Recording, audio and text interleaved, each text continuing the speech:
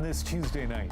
You have illegal people coming into our country. We can't do that. We don't know who they are. As the U.S. president doubles down on his demand for a border wall, an 8-year-old Guatemalan boy dies in immigration custody, a personal tragedy that so quickly has become political. A royal family Christmas. Courtiers have been in firefighting mode, and so that body chemistry is going to be very, very interesting. Rumors of a rift have Sandringham under scrutiny. And Ryan's road to recovery and his courage in moving on. I'm sort of becoming more accepting and being mindful of it, but not letting it get to me. The former Humboldt Bronco tells his story. This is The National.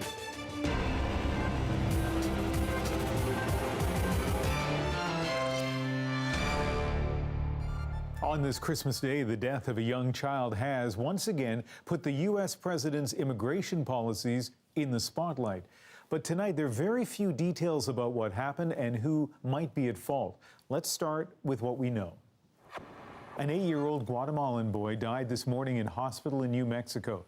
The U.S. Department of Homeland Security says the boy, along with his father, was transferred from detention to hospital on Christmas Eve. The child initially diagnosed with a cold.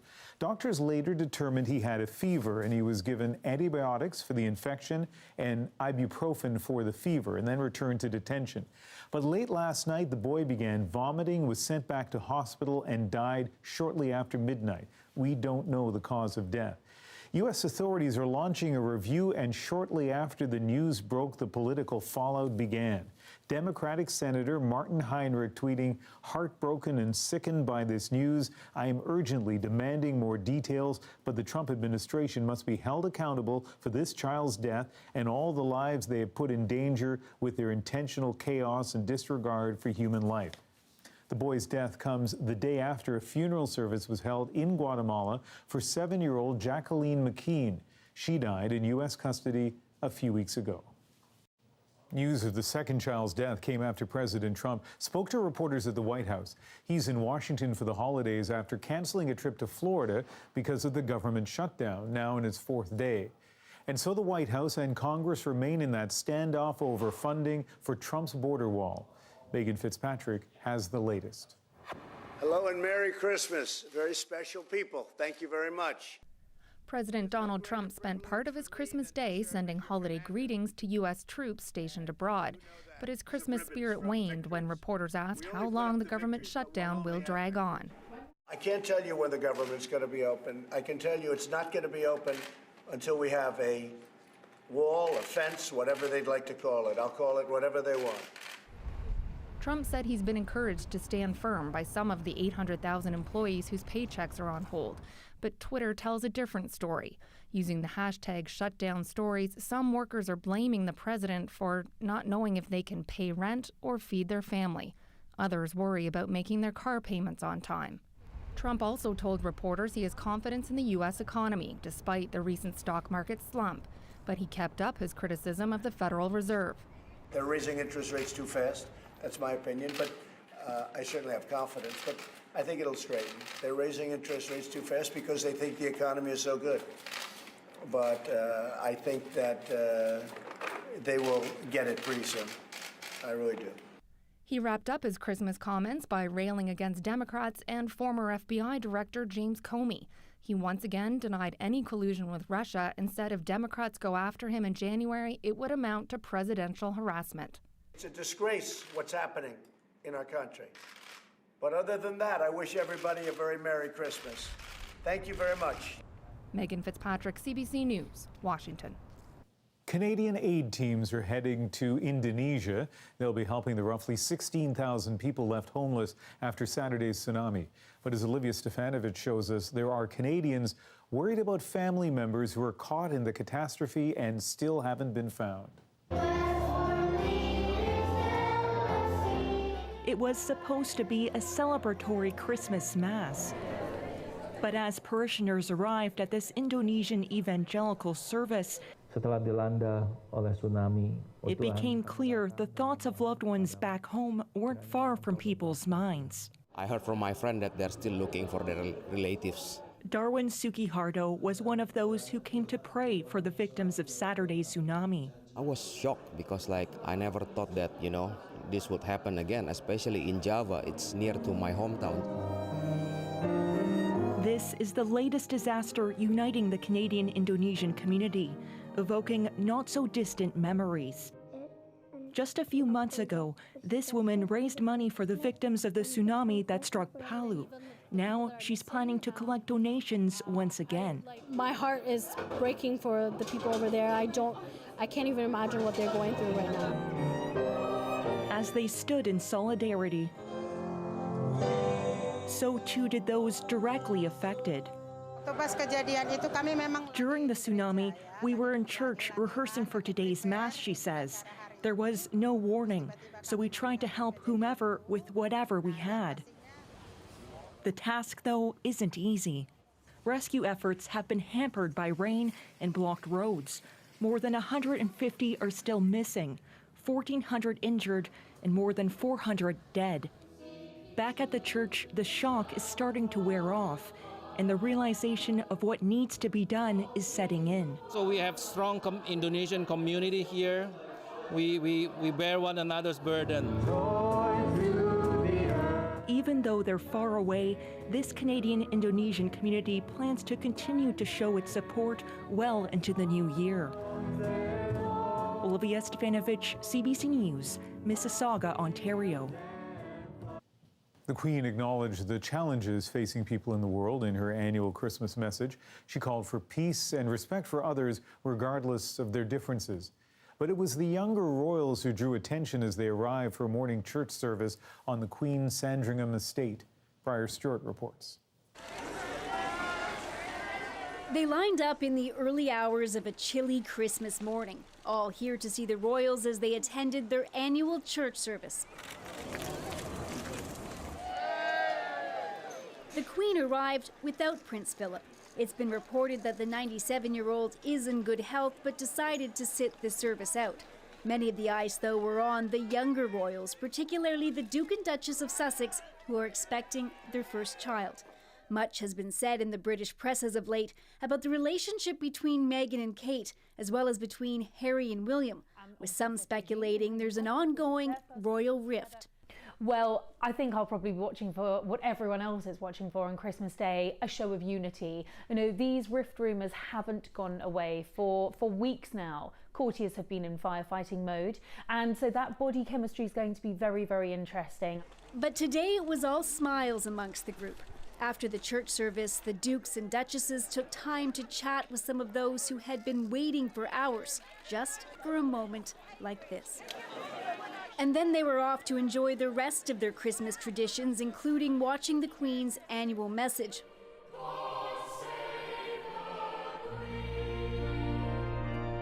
Which was broadcast this afternoon. As part of it, the Queen made an appeal for unity. Even with the most deeply held differences, treating the other person with respect and as a fellow human being is always a good first step towards greater understanding. A message she undoubtedly hopes will resonate because once the holiday festivities are over, there will be more difficult conversations about Brexit and the very future of the UK. Briar Stewart, CBC News, London. Pope Francis called for unity in his Christmas message at the Vatican. Our first stop in this look at celebrations around the world. Tens of thousands stood in a sunny St. Peter's Square to hear the Pope's message of unity. Allora le nostre differenze non sono un danno o un pericolo, sono una ricchezza. A blend of the present and the past as tourists got out their tablets to capture morning mass at Bethlehem's Church of the Nativity, the place Christians consider the birthplace of Jesus. In India, sand and plastic bottles went into this giant Santa sculpture, and while it drew the curious, the country's Christian minority made their pilgrimage to Christmas services. From the sacred to the silly, this is the annual Santa swim in Germany. It's happened in Berlin as far back as 1980 when this lake was in East Germany. By the way, that water, just 5 degrees. We're watching some news stories here in Canada this evening, including a vehicle crash in Saskatchewan which killed 3 people. It happened on Highway 10, that's just west of Melville. RCMP say it appears a pickup truck crossed the center line, collided with an SUV. All 3 victims were in that vehicle, a 16-year-old boy, 51-year-old woman, and 48-year-old man. The driver, an 18-year-old woman, is in hospital while the truck driver was treated and released at the scene. A woman was shot and killed by a police officer in Calgary early this morning. Police say she led them on a car chase that lasted hours and that when they stopped her, the situation escalated quickly. Alberta's police watchdog is investigating. And thousands of people still in the dark in southwestern British Columbia. This just days after a strong windstorm swept through the area, knocking down trees and power lines. About 12,000 homes and businesses remain without power on Vancouver Island and the Gulf Islands. Some 800 field workers are out doing repairs, but BC Hydro says it'll be several more days before some people get those lights back on. Well, most of you watching had the day off, but a growing number of Canadians spend Christmas Day on the job. And it's not just essential services like hospitals or first responders. These days, it includes retail as well. So why open up a full-size supermarket, for example, on Christmas Day? We went to one here in Vancouver to find out. This store was an early adopter in the world of Christmas retail. It's been open on this day for 21 years. When we first started Christmas Day, it was slow. Like, you could bowl down the aisles is how I like to put it. So who's going to the grocery store on Christmas?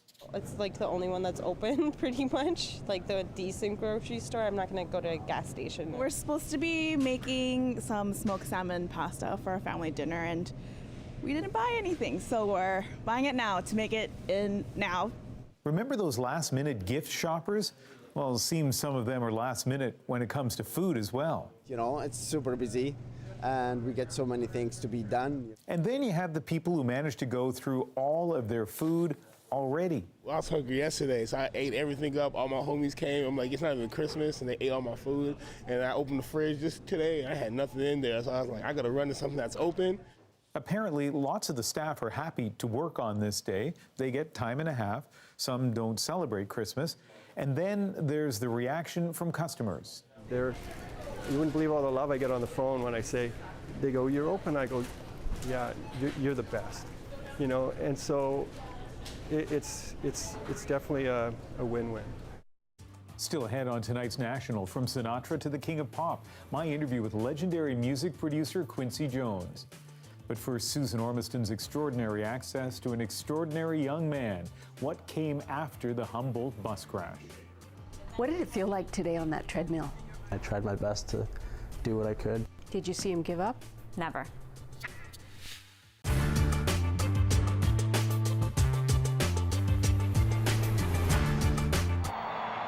It's only 2 months old, but this hockey season has started badly for the Winnipeg Jets. On the ice, they're losing games, even with high-scoring stars like Teemu Selanne from Finland. Off the ice, the situation may be even worse.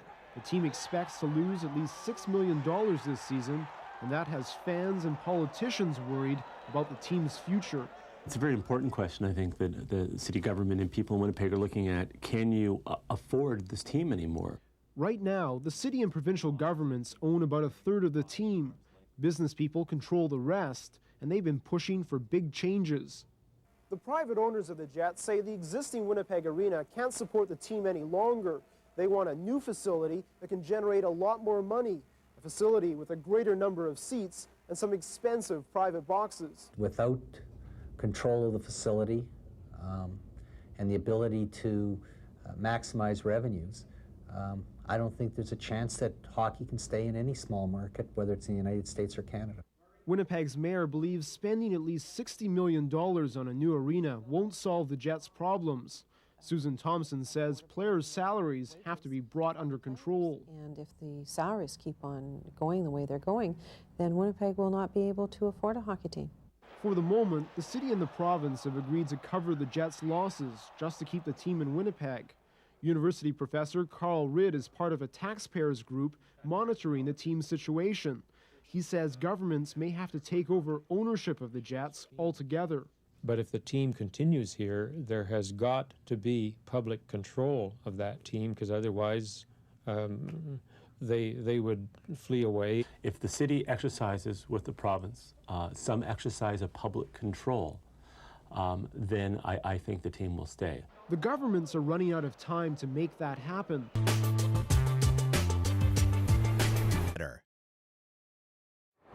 Let's go, big. Another grueling day of physio for Ryan Strasnitsky. The former player with the Humboldt Broncos has been coming to this Calgary clinic for 6 months. He was paralyzed in that devastating bus crash, and he's been working hard to build up his strength. The Broncos lost 16 players and staff members when their team bus was hit by a semi-trailer last April. Ryan was one of 13 survivors. He and his family gave the National Susan Ormiston extraordinary access to track his rehabilitation. And on this Christmas Day, here's a reminder of what resilience and courage look like. This is Ryan's story. All right, that means it's recording. Ryan's room, 1019, pretty funny, because he was number 10. Hey, buddy. How's it going? Rough night? It's May 7th, just after 8:35. On the agenda today, I got physio and maybe a couple visitors, but we'll let you know what goes on during the day. It's been a month since the Broncos crash. If you feel like you can let go and bring one hand onto your legs. Ryan Strasnitsky is just beginning his long therapy regimen. Today, a seemingly simple task takes immense effort. Big toe ankles? Yep. You're really flexible. You pick that leg up and cross your ankles. Good. Nice.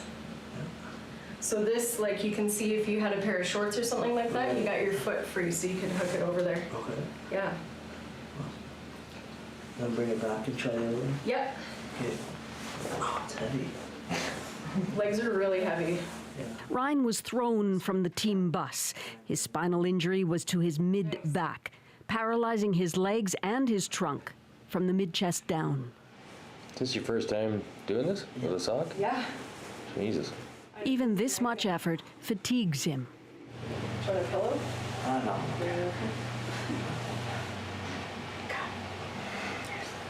You make Mom cry. Way to go, buddy.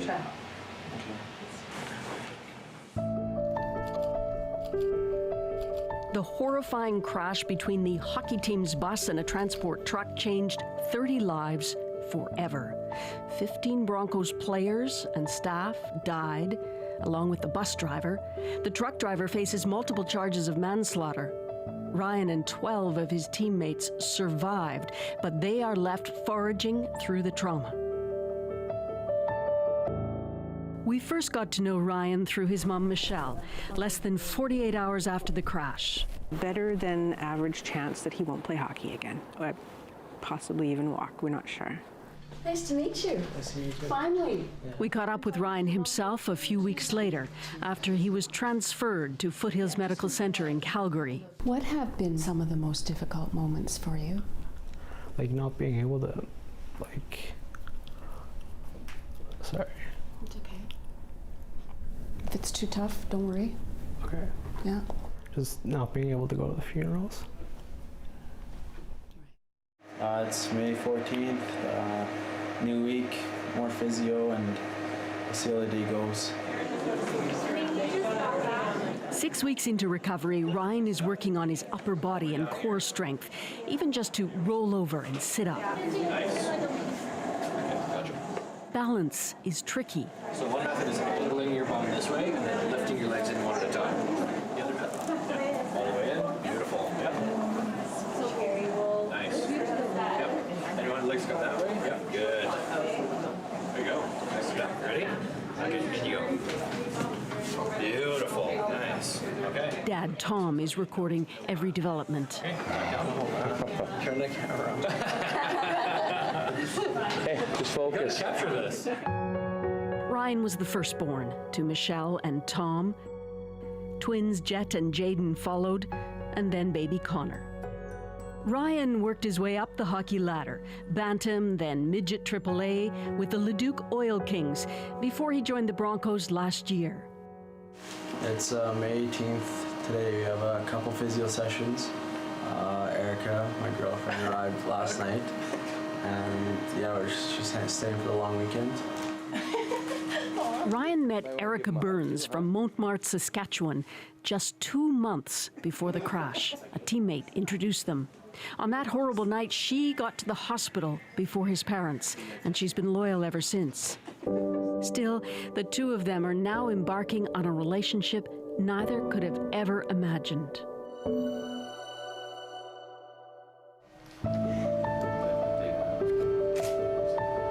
It's now end of May. Ryan's parents are packing him up at the hospital. Now, the nursing staff are saying you're quite good at transferring over from bed to bed, shuffling and assisting. They've taken an offer from the Shriners Charity to go to a renowned rehab hospital in Philadelphia, all paid. The family thinks he can progress faster there. They're still holding out hope. He might regain sensation in his legs, maybe even walk again.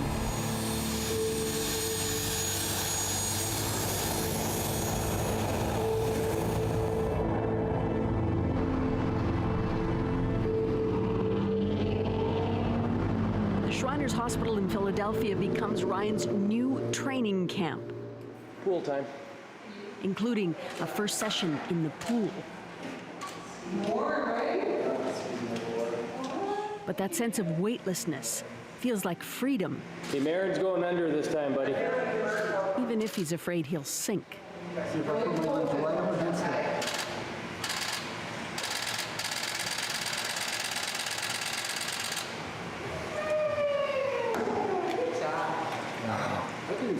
How'd you feel?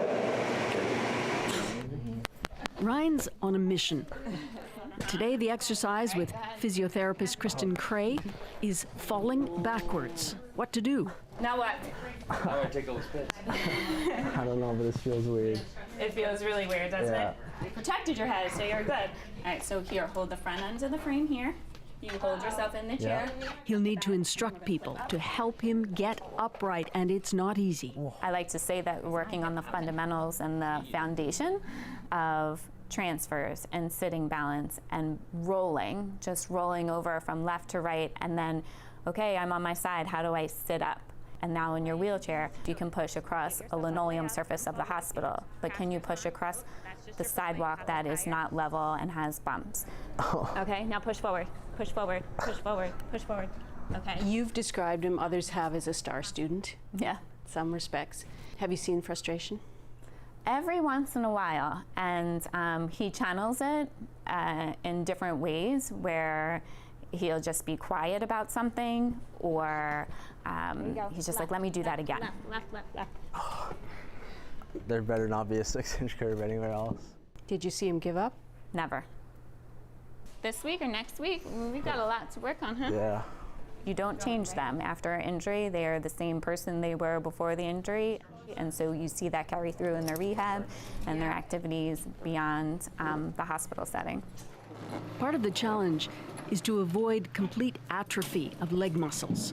So to encourage movement, they need to manipulate his legs, putting him first in a harness in preparation for a treadmill.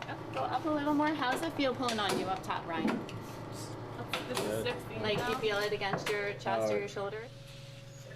As Kristen Cray and her team simulate a walking movement, Ryan watches himself, standing upright for the first time since the crash. What did it feel like today on that treadmill? It was surreal. I mean, just being able to see yourself walk again, it was pretty cool. I mean, I tried my best to do what I could, tried to move my legs, but I mean, they did it for me, and hopefully it'll help in the long run. When you came down here, what was your hope? Just to be more independent, you know. Obviously, you know, every guy wants to walk again, and but I was just coming here hoping to get stronger, being able to adapt to a new way of life. Joining us on stage right now, the Humboldt Broncos. Motivating Ryan all this time was a trip to the NHL Awards in Las Vegas, a physical and mental challenge. It was the first time he'd seen most of the surviving Broncos since those critical days in hospital. It was fantastic. It was like being in the locker room again. It's almost like time froze and you're just enjoying the moment. Did you cry? No, I can't cry in front of the guys, but no, it was definitely emotional and it was a good time. So did you talk? Did you? Oh yeah, we talked about everything. You know, how things were going, what their plan is for the future. I know nobody can really experience what we experienced, and we know each other too well, so it's just good to lean on them.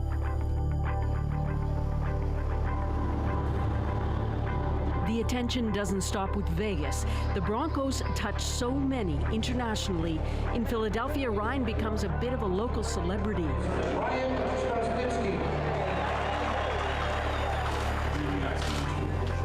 The Phillies honor him as their special guest. Everybody's talking about you. We're just so happy to have you. Thank you. Awesome. Wow. Take a video, Mom. It's all very heady, Private tour. exciting, and unexpected. But when the spotlight goes away, there are the unavoidable reminders of loss. Tom is Ryan's chief cheerleader, counsel, and life coach. Gets me is just looking at him, what he used to be able to do 3 months ago to what he can't do now. It kind of hits me on that one, but then I just look forward and go, let's work a different corner, work a different path, and we can get through it. What frustrates him? Staring at his legs and trying to make a move, but they can't move. And what really frustrates him is not being able to move his core. And well, deep down we know it's the people that he lost, his teammates and all that, but Still, oh yeah, every day. really? Yeah.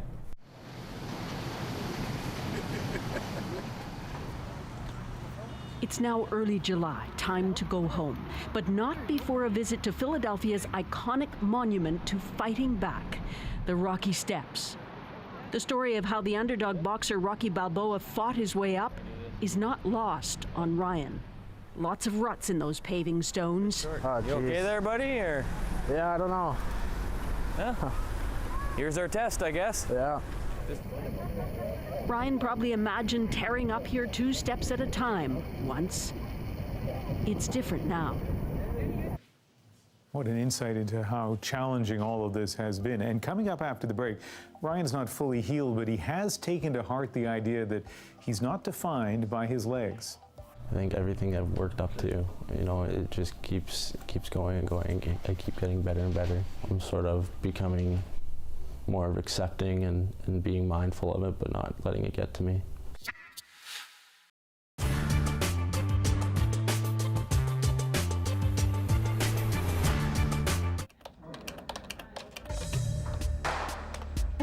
This is me. And this is me shopping. Oh, I know, it doesn't look like I'm shopping in the same way that, say, this does. This is shopping on the internet. If you don't believe the online experience can possibly approach the real thing, well then, you haven't visited the Internet Mall of America. They've actually created this site so that it's actually like a mall. There are floors, escalators, and look down here.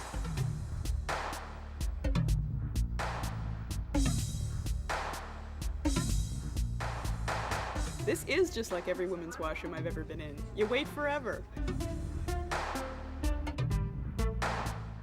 I've now joined the increasing numbers of internet shoppers, gift givers like Catherine Gage, who selects, ships, and delivers the chosen items, all without ever leaving her desk. The selection is all there. For the most part, you can see things the same as you would in a store, except you don't have to put up with crowds and people pushing and shoving.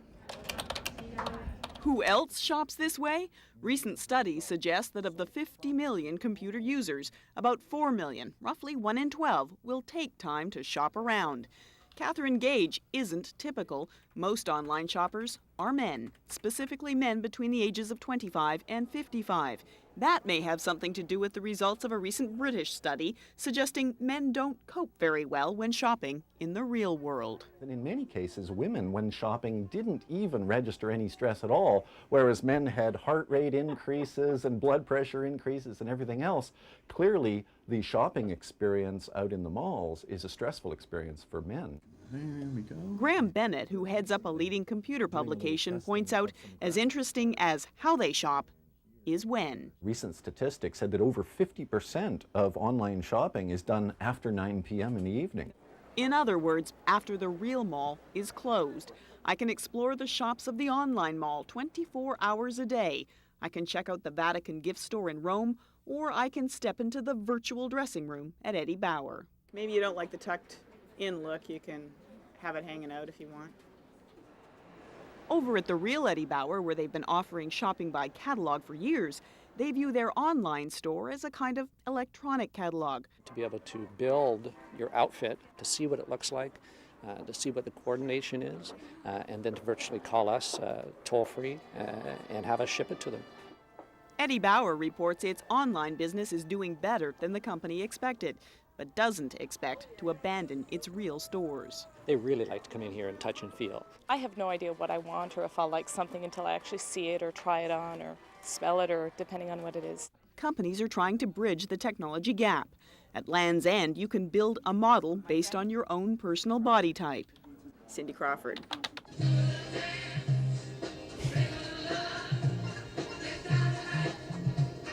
And the technology is getting closer to giving consumers a better look at what it is they're buying. Take a look at the dashboard close up if you wish. And it's a very interesting capability that at this point could be applied to virtually any product that you wanted to get a sense of what does it look like from this side and that side. Highly approachable for fashion and jewelry and a lot of other things where the devil is in the details. Speaking of jewelry, back in the Internet Mall of America, You know, this is the equivalent of shopping hell.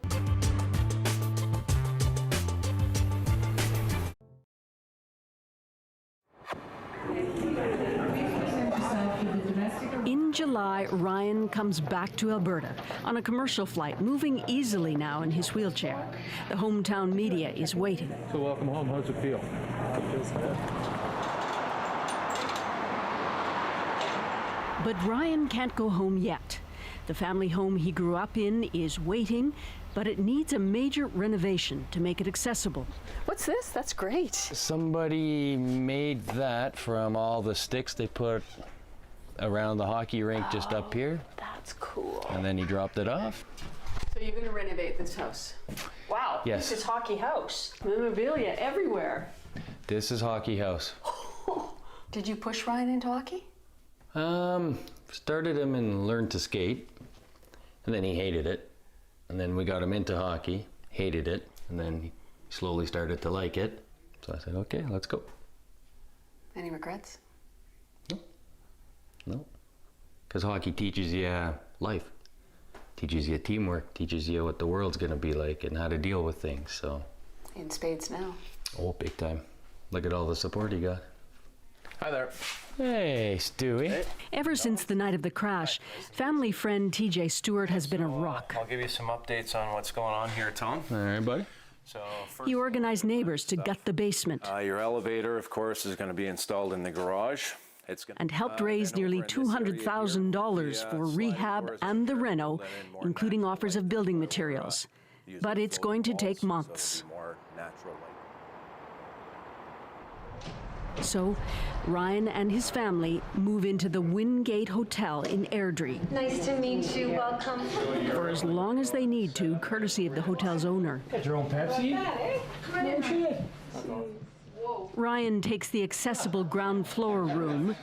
Aw, look at the family. The three other kids and their parents split 2 other rooms. Michelle is essentially running a house in a hotel.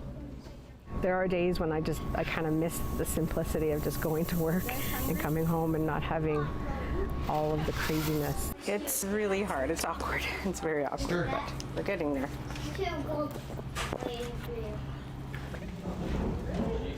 The lobby has become their living and dining rooms. Tom calls it Strasgate, not Wingate. The changes to their family life are really settling in now, especially for Ryan. The days that he doesn't have physio, I think, are the hardest for him because he doesn't know what to do with himself. I think just the enormity of what he's facing is hitting him sometimes, but there's other times when I know he feels, yeah, a little bit left behind, I think. Okay, we just need to move that. Tom, can you lift that and slide you back just a tiny bit? Yeah. I'm just going to lift you. Ryan is happiest heading back to the ice. So don't try and just hammer the puck, right? For the first time, wearing the Broncos helmet and gloves, sledge hockey veterans talked up the sport back in the first few weeks after the crash.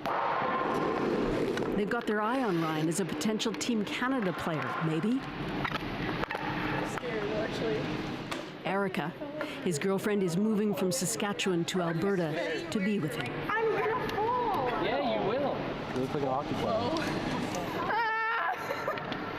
I'm scared. There you go.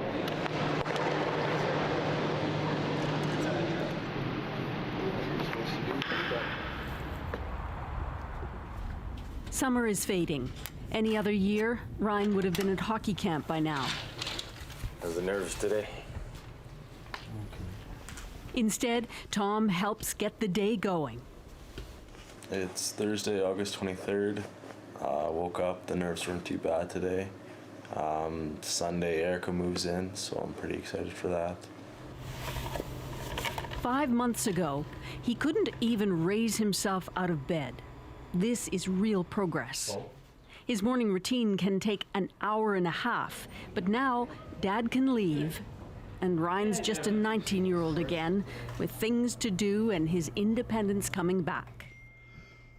His scars aren't fully healed, outside or inside. But he has taken to heart the idea that he is not defined by his legs. I think everything I've worked up to, you know, it just keeps going and going. I keep getting better and better. What's been the worst thing?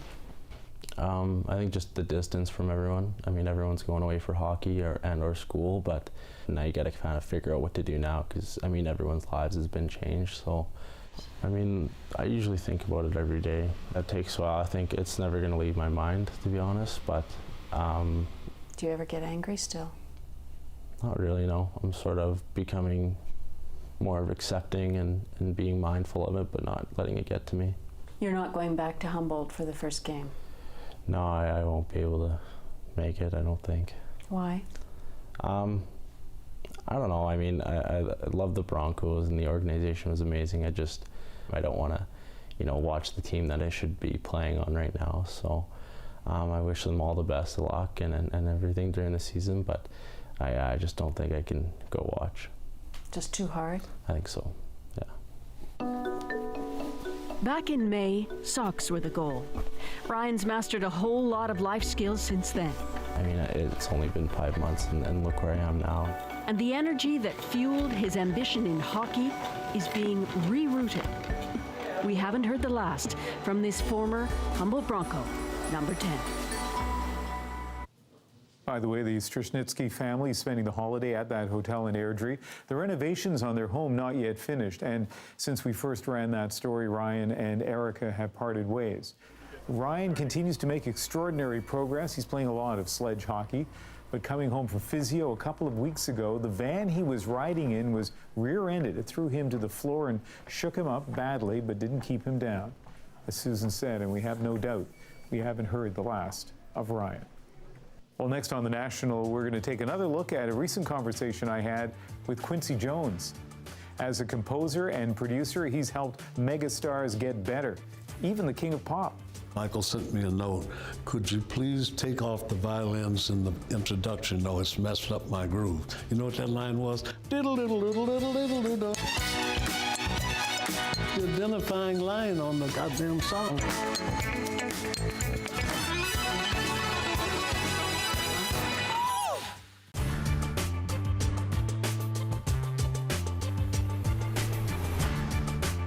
Marketing business, this is known as a FAM, a familiarization tour. It gives writers, broadcasters, travel agents, and anyone else who will talk about you a free weekend to see the product firsthand. Yeah, gentlemen, you get a good overview of the Whistler Village. Oh, fantastic. Down here. Oh, look at this. Isn't that spectacular? The $60 million Whistler Blackcomb has spent in the past couple of years on services such as quad chairs, which speed 4 people per chair up the hill, is just as impressive as the surrounding glaciers. This man will be telling his readers from Toronto to Chicago that Whistler is the place to spend their skiing dollars. I'm really impressed. It sold you? It sold me, absolutely. But it helps to see it. I'd heard all these figures, but they were just figures until now. This fan trip is being hosted by the Whistler Resort Association. The association promotes both mountains in the Whistler Valley, Whistler and Blackcomb.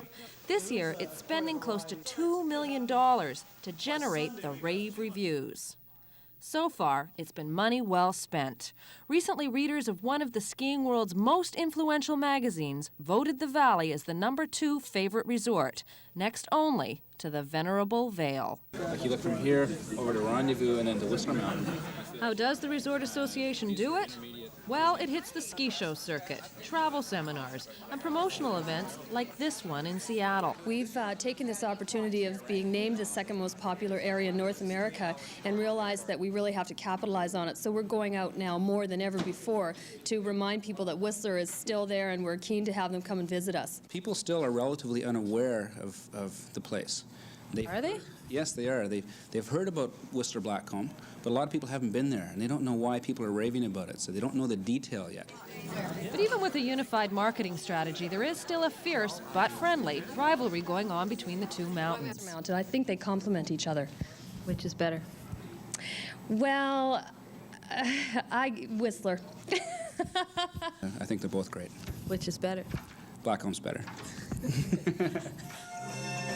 But despite the sibling rivalry, the mountains act as one when it comes to outside competition.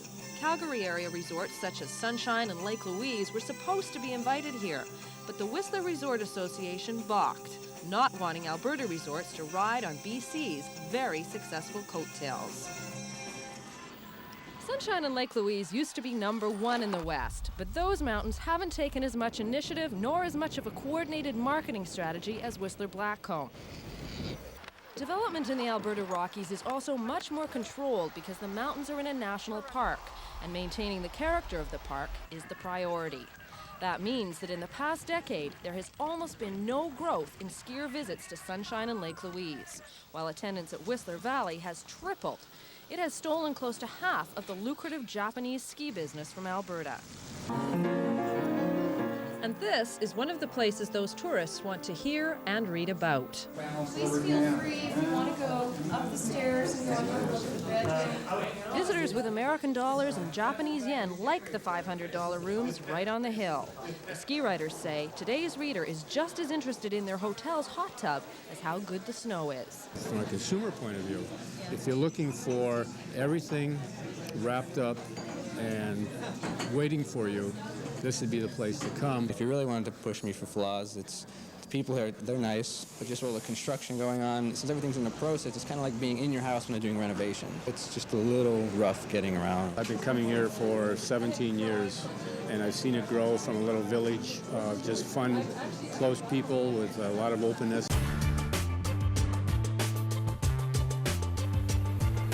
D.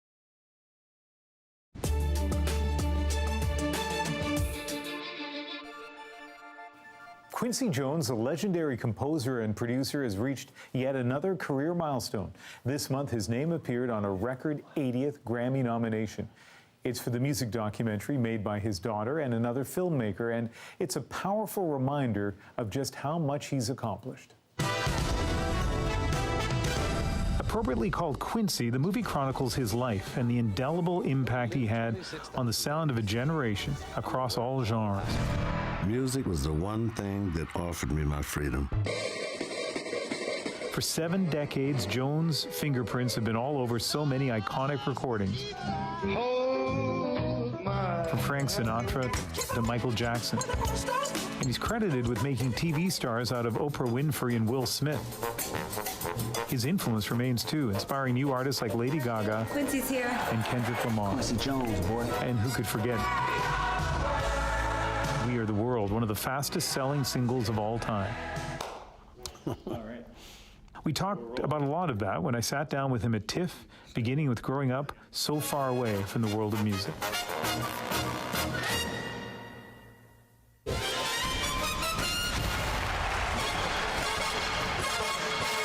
I read you grew up in a rough neighborhood and rough circumstances, and I'm sure the 30s in Chicago. Yeah, and I'm sure some of your friends at the time took the wrong path. Yes, they did, and they're gone. How did you end up in music? Because I wanted to be a gangster too, you know. Yeah.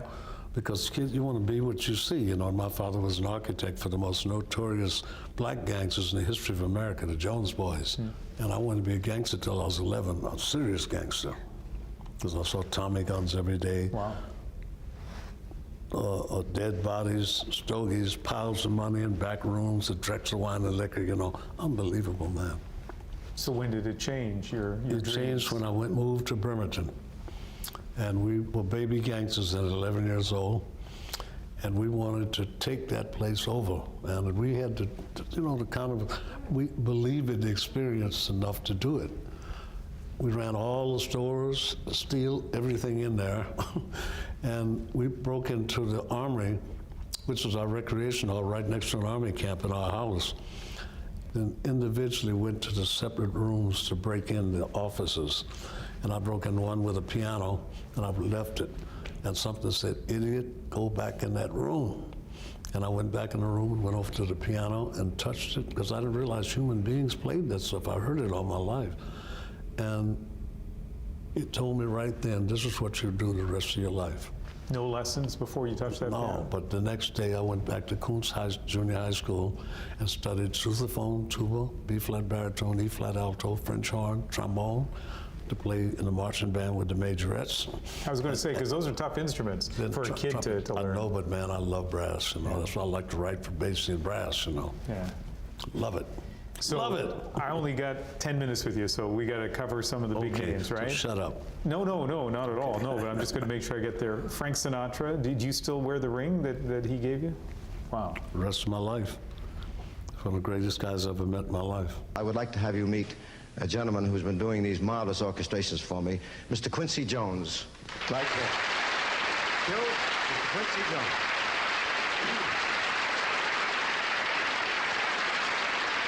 One of the bright young stars in the orchestrating business. Q, go ahead. And I think some people watching might not know the connection between you and Sinatra. Tell us. Yeah, it was very, very powerful. One thing to me illustrates it as strongly as anything else, and that's he was married to Mia Farrow about 1.5 years. And she went to London, and so did I. She'd just done Rosemary's Baby. I was going to do Italian Job for Michael Caine, the score. And my son was born there, and so Mia notified Frank that I had a son born in London in '68 or '69. And so when I get back to Los Angeles, all this mail from the Academy, on top of it, Sinatra Enterprises. And Sinatra's letter to me said, it wasn't to me, it was to my son, Q3. I call my son QD3, because I'm junior.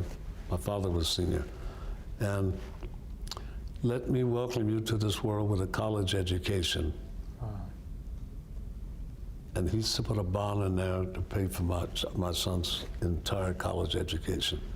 And he said, knowing it'll be a far better world than the one we messed up. He's got that on his wall now.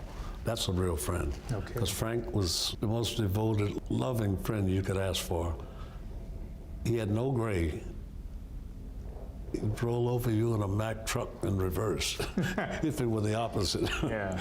You know. But when he was devoted, real he was friend, devoted. man. Real friend. Real friend. Always. So let's talk about Michael Jackson. I mean, you know, all of us have Thriller.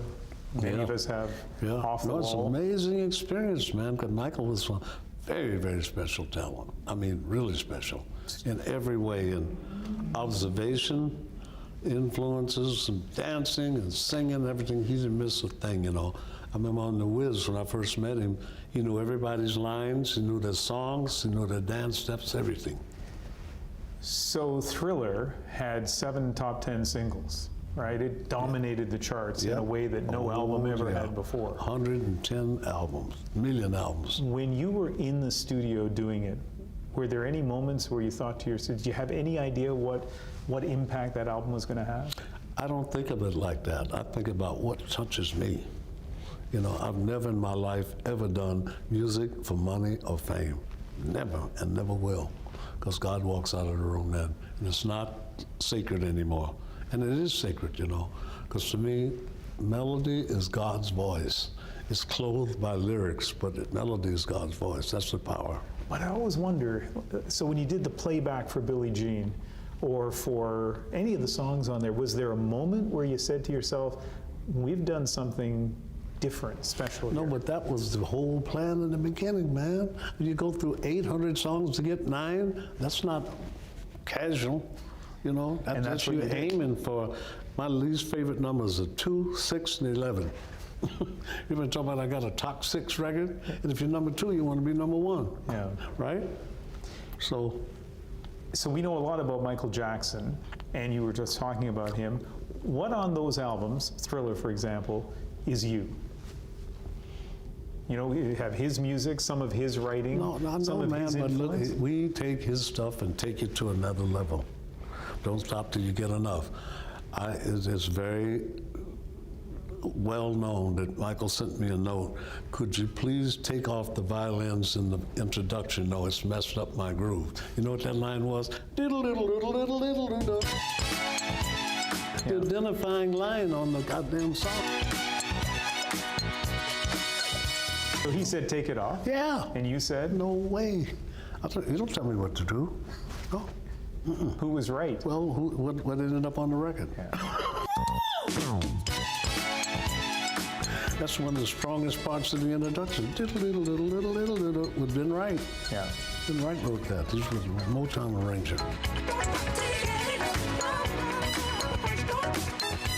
Let's talk about We Are the World, one of the best-selling records of all time. There have been lots of other groups that have done similar songs, including here in Canada. First of all, that line, park your ego at the door, that you put up in a sign, who came up with that? I did, but it wasn't necessary. They came in for the right reasons. They really did. They came there to give back. And that's, you know, it wasn't necessary. We all a part of God's great big family. And the truth, you know, love is all we need. We are the world. We are the children. Was there a lot of politics trying to figure out who would do which vocals and how to balance it? And also placement, all kind of stuff, yeah. And I had care of that? Well, I had to take care of telling 46 people only 21 could sing solos. Yeah. That was not popular at all. I mean, they were freaking out, man. Who did you have to say no to? Well, I don't want to get into that. But you can imagine though.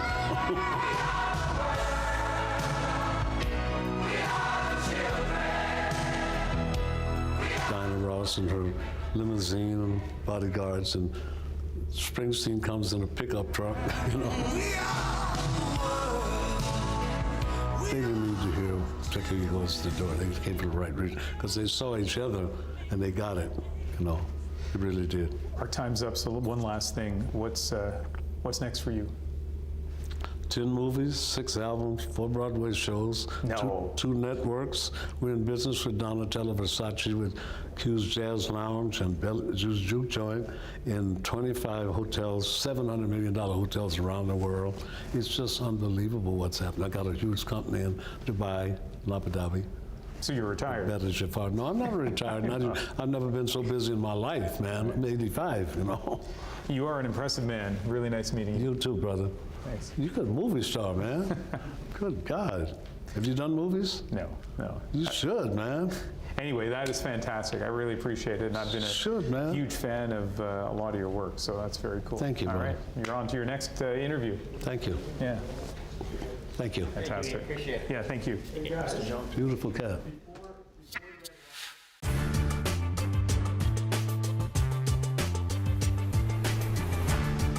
How about Spider-Man? You know about Spider-Man? Yeah. How about the Hulk? Do you have the Hulk here? Yeah. The On Hulk? Really? TV also.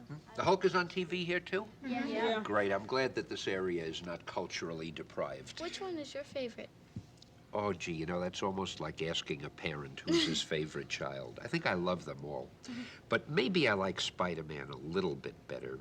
And maybe it's because he's just so popular. I have to like him, you know, because he's our best-selling character.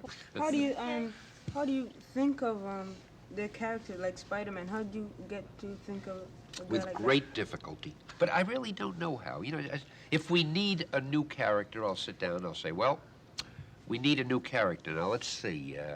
We already have a guy who crawls on walls and spins webs.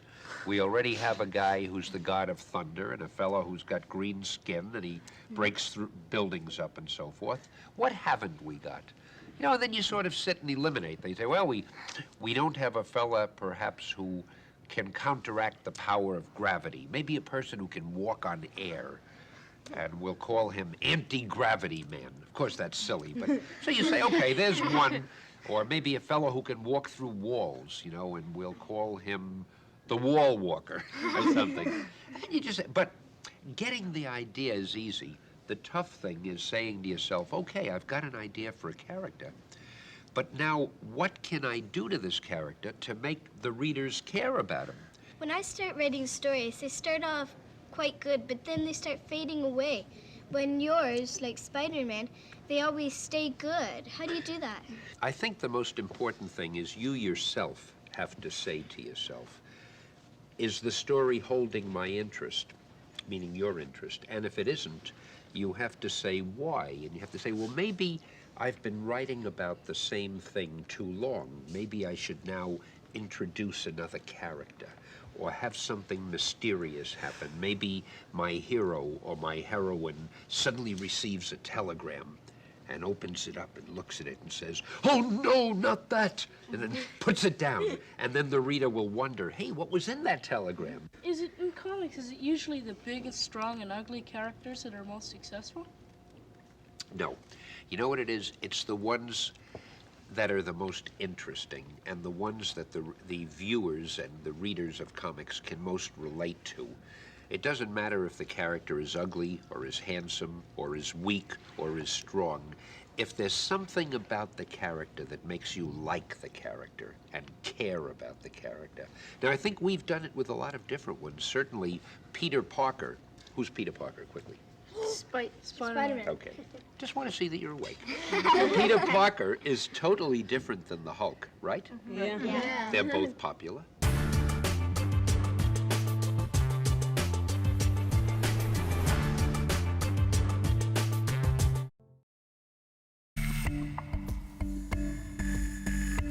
Over the holidays, we're taking another look at some of the powerful images of the year, taking you behind the lens to hear from the people who captured them. Tonight, videographer Jared Thomas talks about Susan Ormiston's story on climate change, shot in Canada's far north. I'd be lying if I didn't say that there's a few times I would let my camera roll and I'd just step back and just kind of take a deep breath and just kind of take it all in. And take one.